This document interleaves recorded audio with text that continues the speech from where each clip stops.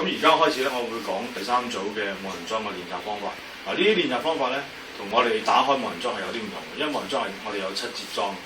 咁而家我哋打呢個咧，就只係有3個基本練習，係俾大家喺應用上面練習。咁一個人嗰時咧就冇門可以練。首先咧，我哋係打氣門，間打氣門，兩錘咯。然之後就攤掌，攤掌衝拳，攤掌衝拳，轉個尋條馬。然之後攔住手，攔手，攔手，你可以衝拳打佢得嘅。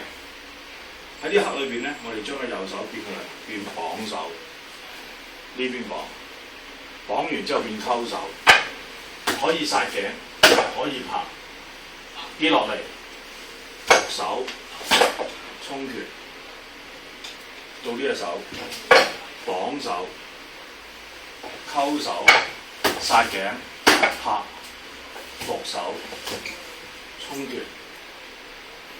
好，正身嘅話都係連續去衝拳。咁我哋就以一個木人樁去練習，俾自己冇咁悶。